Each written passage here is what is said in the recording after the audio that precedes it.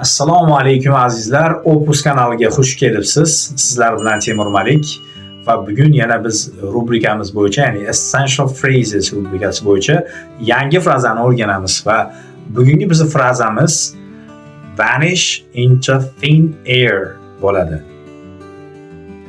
Yuqorida ta'kidlangandek, bugungi frazamiz vanish into thin air bo'ladi. Fraza bo'yicha ozgina ma'lumot bermoqchiman, ya'ni shu tarixiga nazar solamiz.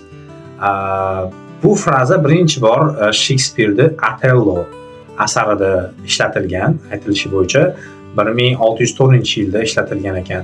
Shekspir bu frazani to'laqonli, ya'ni vanish into thin air bas into thin air sifatida ishlatgan, ya'ni o'sha havoda g'oyib bo'lmoq sifatida ishlatgan ekan.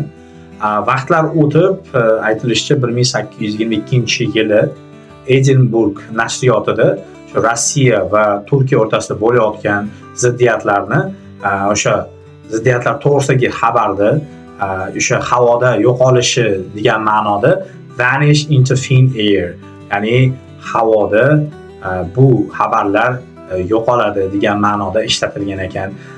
Ya'ni o'sha vaqtdan beri bu fraza hozirda disappear, ya'ni vanish into thin air da sinonimi disappear bo'ladi, ya'ni g'oyib bo'lmoq ma'nosini beradi. Endi buni to'g'ridan-to'g'ri tarjima qiladigan bo'lsak, o'sha havoda g'oyib bo'lmoq degan ma'noni beradi va ko'p holatlarda g'oyib bo'lmoq, yo'qolmoq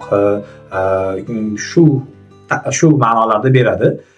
Shu holatlarda, ya'ni g'oyib bo'lmoq, yo'qolmoq degan ma'nolarda buni ishlatsa bo'ladi. Va biz sizga hozir kichkina sahna ko'rinishini olganmiz. Ayni shu fraza ishtirok etgan va sizlarga yoqadigan umiddaman. Tomosha qiling.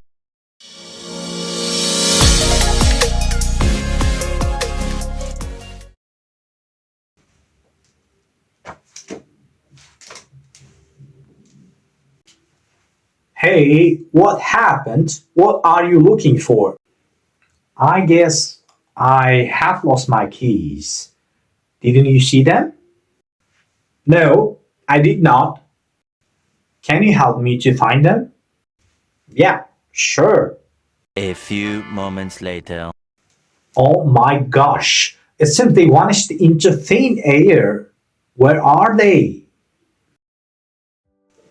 Va bugungi videomiz ham nihoyasiga yetdi. Sizlarga yoqdi degan umiddaman. Yoqqan bo'lsa like, albatta, yoqmagan bo'lsa dislike va iloji boricha izohlarda o'zlaringning izohlaringni qoldirishga harakat qilinglar. Takliflar bo'lsa albatta iloji boricha qabul qilishga harakat qilamiz. Va albatta bizning kanalimizga obuna bo'lish yodingizdan ko'tarilmasin.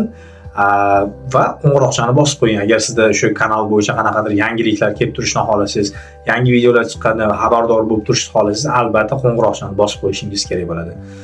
Va guys, stay on track.